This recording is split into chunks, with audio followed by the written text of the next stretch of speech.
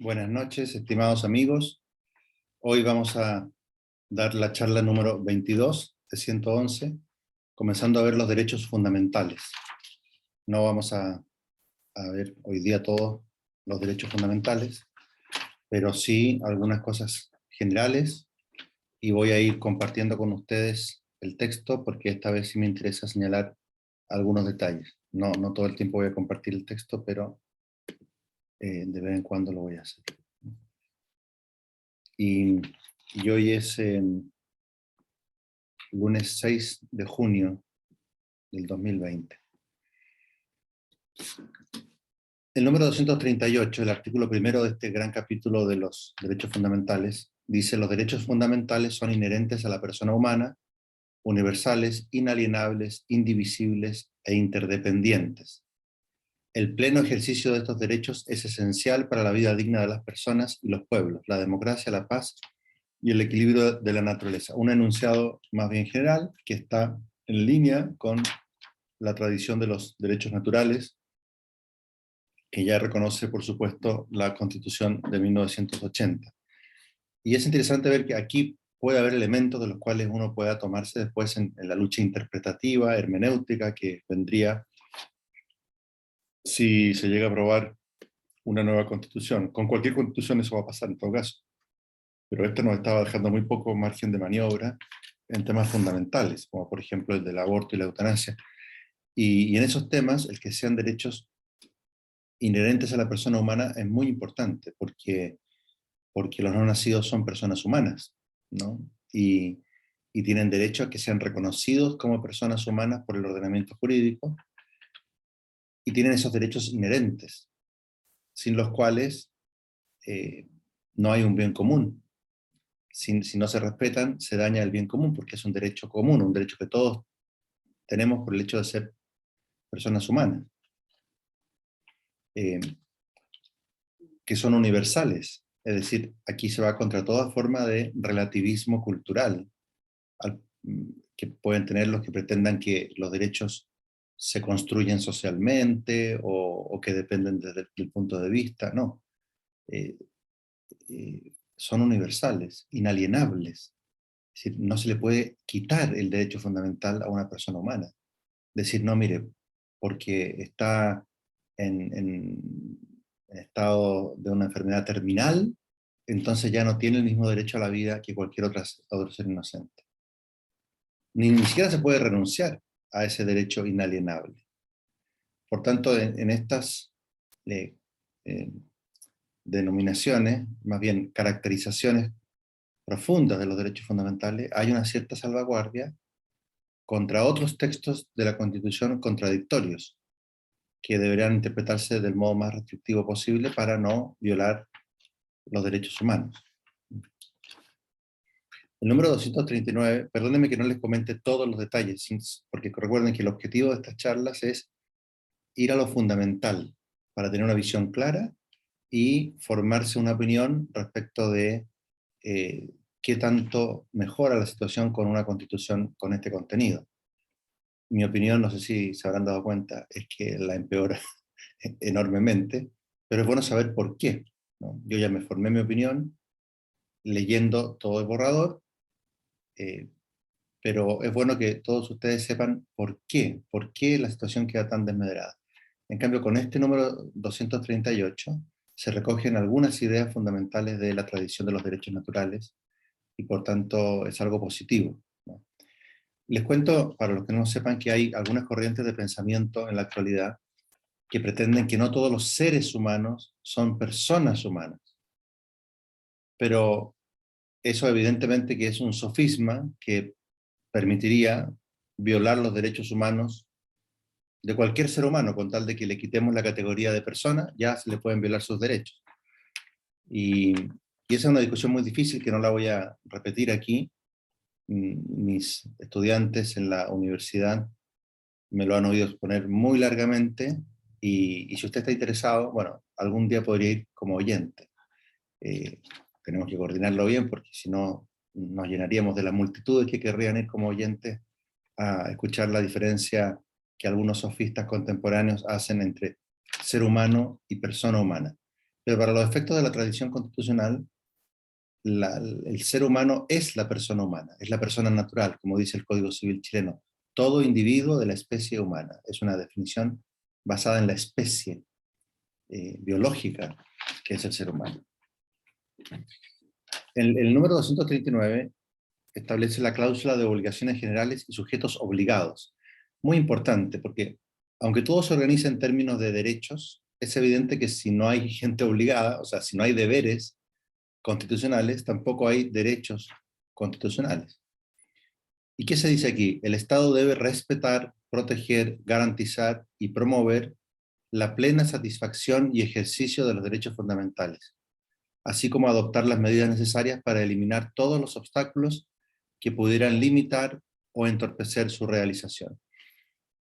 El Estado, como garante del bien común, evidentemente tiene una obligación especial respecto de uno de los componentes fundamentales del bien común, que son los derechos naturales, es decir, comunes a todas las personas, y aquí está expresado ese deber común.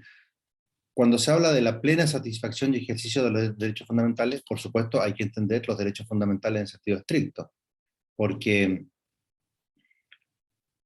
son algo básico, lo elemental, lo fundamental. Y también hay una posibilidad de crecer en bienestar, en el goce de distintos elementos del bien común que vayan más allá de los derechos fundamentales. Pero el derecho fundamental, por ejemplo, a, a no ser matado arbitrariamente, siendo uno inocente, ese debe ejercerse plenamente, es decir, que ninguna persona inocente puede ser matada por otro, sea un agente estatal o sea un particular. Ahora bien, el segundo inciso es muy importante, vean aquí, lean este segundo inciso, por un debate que les voy a explicar brevemente. Dice, toda persona, institución, asociación o grupo deberá respetar los derechos fundamentales conforme a la Constitución y las leyes. Esto es muy importante porque en la era moderna ha habido dos corrientes enfrentadas en relación con quiénes son los que están obligados al respeto de los derechos humanos y por tanto quiénes son los que podrían violar los derechos humanos si no cumplen esa obligación. Y hay una corriente muy como progre que dice, no, es el Estado, los agentes del Estado, ellos son los que podrían violar los derechos humanos, a contrario censo, o sea, no a contrario censo, sino con la otra cara de la medalla es que ellos son los que están obligados por los derechos humanos. Y por eso, por ejemplo, si un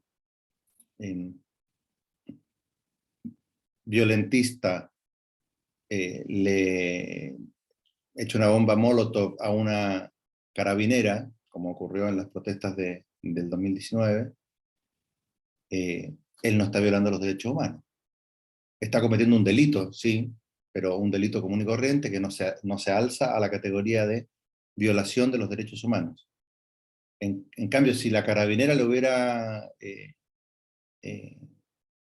golpeado, bueno, a lo mejor está cometiendo una violación de los derechos humanos. En cambio, la otra corriente interpretativa, que es la que se recoge aquí, afirma que no, que todas las personas, todas las instituciones, asociaciones, grupos, o sea, tanto públicos como privados, deben respetar los derechos fundamentales conforme a la Constitución y las leyes. Por tanto, si no los respetan, los violan. Y es bueno que esto se haya zanjado aquí, ¿no? Con claridad. Esta discusión se dio cuando se redactó el informe de la Comisión Rettig. Y ahí también hubo que zanjar eso, y si ustedes leen ese informe van a ver que efectivamente se consideran violaciones a los derechos humanos las que cometan tanto autoridades como particulares. Es verdad que la autoridad tiene una obligación mayor de cuidar y de respetar y de garantizar los derechos fundamentales, porque está a cargo del bien común, ¿no? Pero cualquiera que asesine a un inocente está violando su derecho a la vida, eso es evidente. Qué bueno que haya quedado claro en este borrador constitucional. El número 240 establece el principio de progresividad y no regresión de los derechos fundamentales. el Estado debe adoptar todas las medidas necesarias para lograr de manera progresiva la plena satisfacción de los derechos fundamentales. Ninguna medida podrá tener un carácter regresivo que disminuya, menoscabe o impida injustificadamente su ejercicio. Este es un ideal programático, ¿no? De ir mejorando cada vez más la satisfacción de los derechos fundamentales. Y es un gran ideal, es lo que hace, por ejemplo, que el gobierno actual esté infringiendo este artículo, puesto que hay cada vez más violencia, cada vez más violaciones a los derechos humanos cometidos por grupos, gracias a que el Estado no garantiza y promueve la plena satisfacción y ejercicio de los derechos fundamentales. Y se han aumentado de 200 y tantos a 300 y tantos los homicidios que se han cometido en lo que va del año, es en buena medida porque no se está cumpliendo con adoptar las medidas necesarias para lograr cada vez más la satisfacción de los derechos fundamentales. Al revés, se están logrando menos. Por eso, como hay algunos derechos fundamentales de los que vamos a ver, que son derechos sociales, es decir, que para su configuración, su satisfacción, exigen medios materiales, un Estado que atentara contra el desarrollo económico armónico de un país, no tendría los recursos necesarios para ayudar a satisfacer los derechos sociales. Y no cumpliría con el principio de progresividad. De hecho, lo que se nos viene encima, si se sigue instalando un régimen comunista, es que Chile va a decaer económicamente. Los que pertenezcan a las élites económicas, digamos, del 10% superior, quizás no lo van a notar tanto. Pero toda esa enorme masa de personas que antes eran del 80% de pobreza, del 60% de pobreza, del 50% de pobreza que había en Chile en los años 70, y que sus hijos salieron de esa situación y mejoraron, y lamentablemente algunos de esos hijos les lavaron el cerebro en el colegio y les hicieron ponerse medio comunista y progresista. Bueno, esas generaciones que no sospechan lo mal que lo pasaron sus padres quizás, o sus abuelos, esos iban a caer. Y no sabemos quiénes son los que van a caer y quiénes son los que no van a caer. Cuando cae un país, no es que sea una cosa matemática, todos bajan un poquito, ¿no? Todo se revuelve y algunos van a caer más, otros van a caer menos. Pero lo que está claro es que no se van a poder satisfacer los derechos sociales con un régimen comunista. Y lo decía René Cortázar en uno de los videos que están promoviendo personajes públicos más o menos vinculados con la democracia cristiana. Decía él, bueno, esta constitución escribe con la mano lo que después borra con el codo, porque habla de derechos sociales grandiosos, pero después tiene regulaciones que hacen muy inviable el crecimiento de la inversión extranjera, etcétera, etcétera. Y sin esa gran inversión no se obtienen los recursos para esos derechos sociales. El progre cuico, el izquierdista caviar, siempre está pensando, no, si vamos a ser como Finlandia, vamos a ser como Suecia, pero esta no es la constitución de Finlandia ni la constitución de Suecia. Es la constitución de un régimen que no es capaz de detener el terrorismo en el sur. Ustedes díganme en qué parte de Finlandia hay un grupo terrorista organizando ya es una guerrilla prácticamente, en una parte de su territorio. Dígame cuántos segundos, minutos dura una protesta con bombas Molotov en Estocolmo. Dígamelo usted. Googlee, métase. Nada. En cambio aquí nos estamos pareciendo a la deriva argentina o venezolana, y el Estado, comandado actualmente por el presidente Boric, no es capaz de cumplir estas cosas tan bonitas, las medidas necesarias para lograr de manera progresiva la plena satisfacción de los derechos fundamentales. Por favor, por favor. Aumentan las zonas controladas por el narcotráfico, los asesinatos, y nosotros nos enteramos del asesinato de alguien como de cierta clase, de cierto estatus, pero los demás son cientos, ni nos enteramos. Terrible. Pero si ninguna medida podrá tener un carácter regresivo que disminuya, menoscabe o impida injustificadamente el ejercicio de los derechos fundamentales, esto es prácticamente la exigencia de un buen gobierno. Y eso es imposible que ocurra con un gobierno comunista.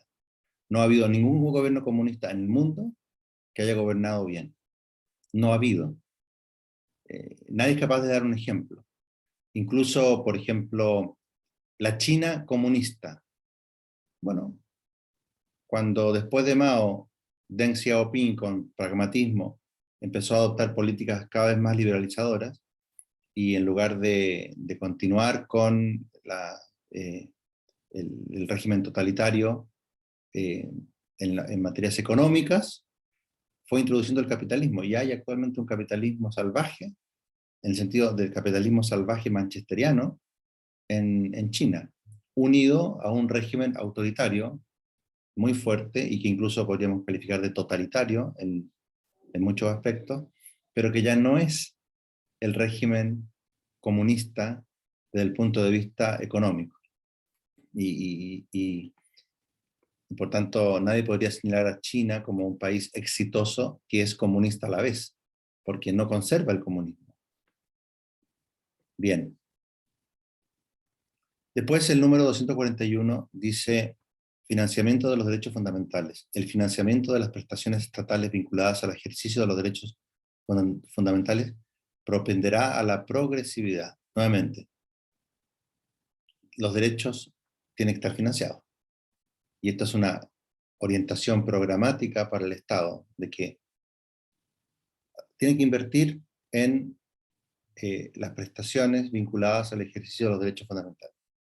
Pero ojo, si esto significa que el financiamiento para satisfacer los derechos fundamentales tiene que ir solamente a prestaciones estatales, nuevamente se está cercenando el principio de subsidiariedad. Evidentemente que el financiamiento para que se financien los derechos fundamentales y que vaya aumentando en la medida en que el país se vaya enriqueciendo, todo eso tiene que llegar a cualquiera que sea capaz de dar las prestaciones necesarias.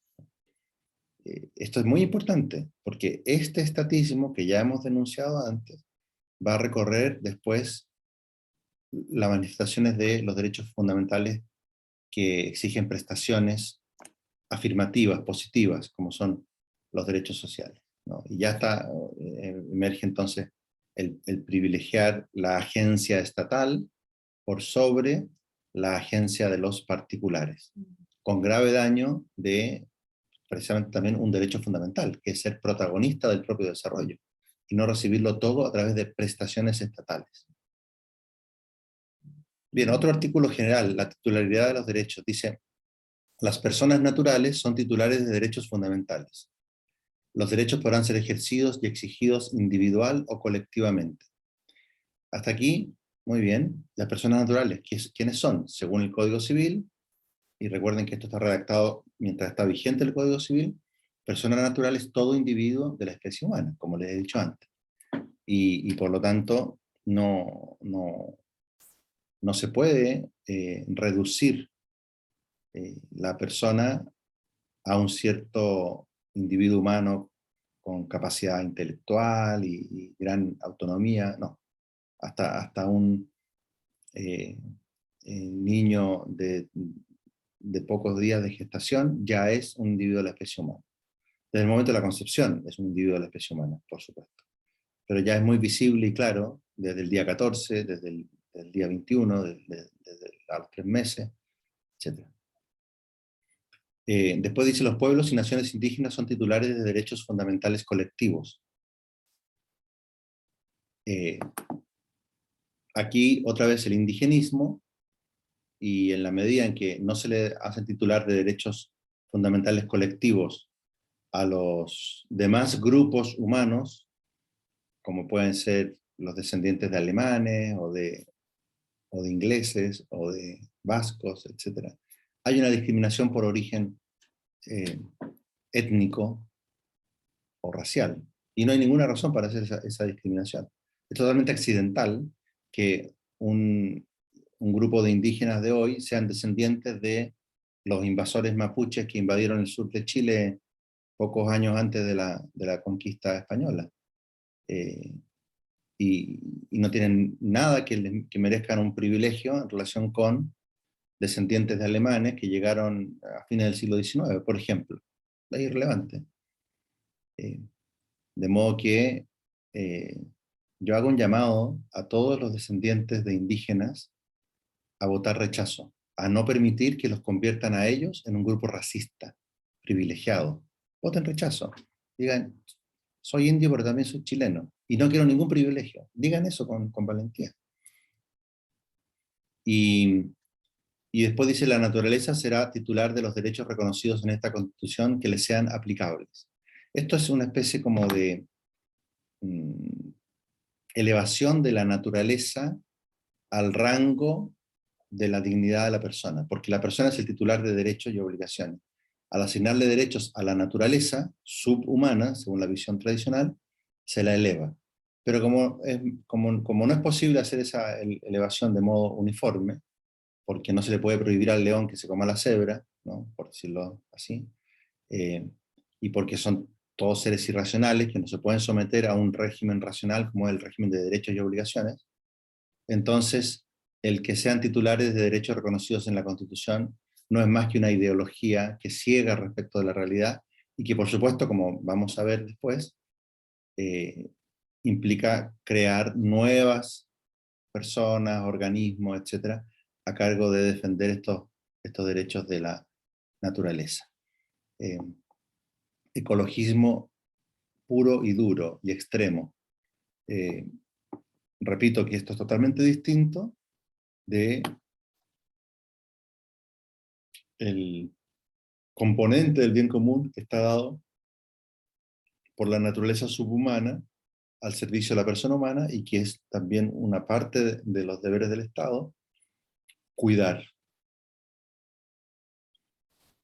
conservar, preservar para las generaciones futuras, etc. No, esto es ecologismo. Un ecologismo bastante extremo, porque lo hemos visto ya también en otras partes. Bien, y después de estos artículos como más generales acerca de los derechos, empiezan a enumerarse derechos en particular.